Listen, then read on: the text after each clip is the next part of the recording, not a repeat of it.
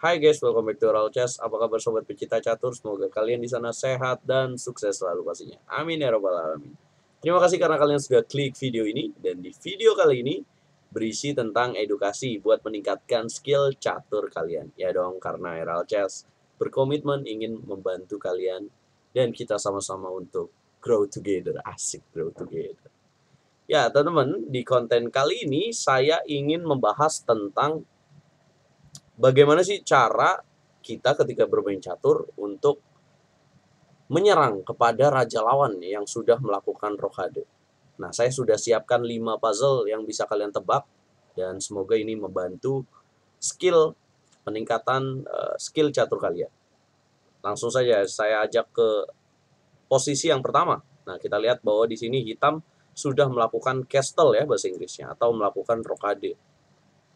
Nah, karena rokade ini cara yang dilakukan oleh pemain catur ya untuk mengamankan rajanya dan untuk mengembangkan perwiranya. Nah, kalau kita lihat posisinya, ini terlihat bahwa permainan sedang menuju ke babak middle game. Nah, saya ingin kasih clue ke teman-teman, ingin kasih edukasi buat teman-teman. Ketika kita bermain catur dan ingin menyerang kepada pertahanan lawan, maka yang bisa kita lakukan adalah dengan membuat pertahanan lawan itu sendirian. Atau ketika ada penjaganya, kita lumpuhkan penjaganya atau penjagaannya. Nah, yang terlihat di sini bahwa putih memiliki gajah yang mengarah kepada petak H7. Nah, kita tahu bahwa petak H7 selain dijaga oleh raja, ya, yaitu dijaga dengan kuda di petak F6. So, setelah saya kasih clue tadi bahwa kita harus melumpuhkan defender nih, penjaganya yang menjaga petak H7, yaitu dengan cara apa? E5, tepat sekali teman-teman.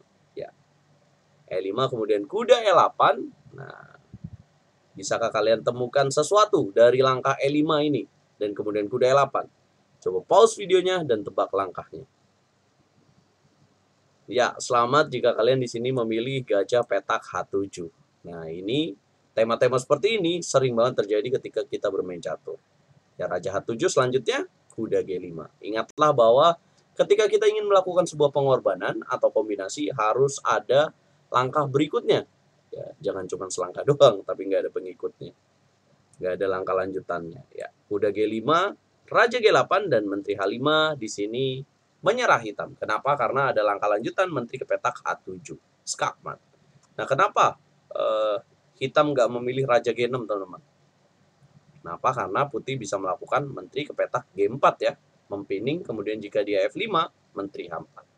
Yang teman-teman bisa bahas lebih dalam lagi tema seperti itu. Mungkin saran saya ya, teman-teman, jika menebak puzzle ini juga menggunakan papan catur yang kalian sudah siapkan, supaya kalian lebih mudah lagi.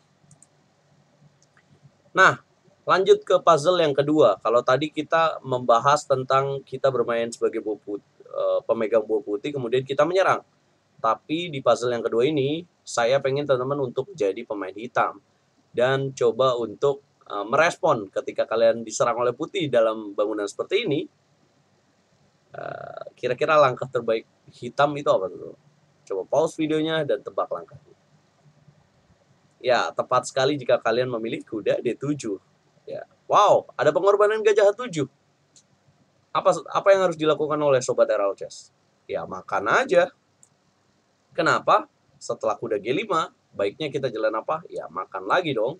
Karena kalau memilih raja G8 bisa juga, tapi dia akan datang dengan menteri A5, dan kita juga bisa melakukan langkah gajah makan kuda. Nah, dengan adanya kuda di petak D7 ini apa sih tujuannya? Ya, jika dia melakukan menteri H5 skak, raja G8, kemudian gajah G5, maka kudanya ini bisa manuver ke petak F8 dan membantu penjagaan di petak H7. Itu poinnya, teman-teman. Lanjut lagi ke puzzle yang ketiga. Nah, mungkin udah familiar ya, teman-teman. Dan di sini aku ajak teman-teman untuk jadi pemain putih dan coba lumpuhkan permainan hitam. Kita tahu bahwa di sini secara materi ya, raja, menteri, kemudian sepasang benteng, dan putih miliki kuda, kemudian dengan 3 dan 6 pion ya, 6 pion. Hitam di sini raja, menteri, sepasang benteng, kuda, kemudian 3 7 pion ya. Nah, tapi posisi putih di sini berbahaya ya. Kenapa? Karena ada menteri yang sudah mengarah ke petak H7 dan kuda di petak H5. Nah, teman-teman coba pause lagi videonya dan tebak lagi langkah terbaik untuk putih di sini. Wow, selamat jika kalian memilih benteng makan F4. Nah, ini pasti banyak yang menduga-duga langkah kuda F6 ya. Nah, kalau kalian pilih langkah kuda F6, itu tidak akan berhasil, teman-teman. Tidak akan bekerja dengan baik. Kenapa? Karena hitam akan merespon dengan makan, dan jika kalian benteng F4, maka dia akan menyiapkan langkah F5, atau bentengnya tinggal digeser aja untuk rajanya memiliki langkah kabur ke petak F8 dan ke petak E7. So, langkah yang tepat di sini adalah benteng makan F4. Nah, hitam jalan benteng AD8. Nah, seolah hitam tidak melihat rencana dari putih. Nah, kira-kira ada rencana apa sih dengan benteng AD8 ini yang putih bisa lakukan? Ya, luar biasa Sobat RL Chess jika kalian kuda F6, memilih kuda F6. Tepat sekali karena ada langkah berikutnya yang masuk dalam skenario checkmate bagi pemain hitam. Oke, next ke puzzle yang keempat. Nah, ini putih dalam posisi menyerang, miliki 2 benteng, gajah dan kuda, kemudian dengan 3 dan 7 pion. Sementara hitam, raja sepasang benteng, sepasang kuda dengan 7 pion. Pionnya sama, tapi kita tahu bahwa dengan adanya benteng di baris ke-7 ini luar biasa bahaya. Nah, dengan adanya benteng seperti ini juga dan kuda seperti ini juga bahaya. Nah, teman-teman, coba pause videonya dan tebak langkah terbaik untuk putih. Full evaluation, jangan satu langkah. Ya, tepat sekali jika kalian memilih gajah makan G7. Kuda G7 dan benteng H7. Pasti ya, banyak yang terjebak dengan melakukan kuda makan pion H7 tuh sebelumnya. Nah, ya itu bisa dilakukan, tapi hitam bisa memiliki langkah yang lain teman-teman, yaitu dengan memilih benteng ke petak F7. Nah, kenapa langkah gajah G7 itu yang terbaik? Ya, karena di sini lebih konkret dan lebih terasa pukulannya. Ibarat kita main tinju ya. Kuda F5 dan jalan apa? Ya, bukan benteng G7 guys, tapi benteng E6. Benteng E8 dan ambil pion G6. Nah, makanya pakai apa nih? Ya, benteng H dong. Karena kalau geser, checkmate. Kalau geser ke petak H8, checkmate di petak F7. Atau bisa juga dengan benteng H7. Oke, last puzzle. Puzzle yang terakhir. Putih jalan. Putih miliki menteri, benteng, dan gajah. Kalah satu perwira dari hitam. Coba teman-teman tebak langkah terbaik untuk putih.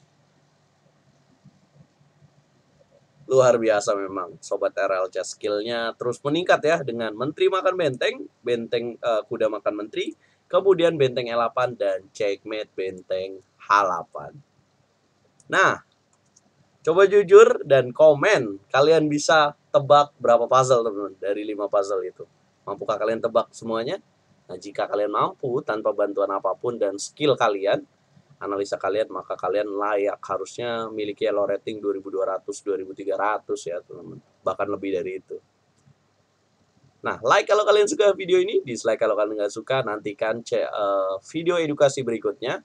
Puzzle-puzzle seperti ini yang bakal sering dibuat sama RL Chess untuk meningkatkan skill catur kalian. Jadi channel YouTube ini nggak cuma tentang analisa catur doang, tapi juga tentang memberikan edukasi untuk kalian semua, teman-teman. Dukung terus channel ini untuk berkembang dengan cara like, share, subscribe, dan komen, dan nyalakan lonceng notifikasi kalian. Dukung terus Catur Indonesia. Catur Yes, Indonesia Jaya.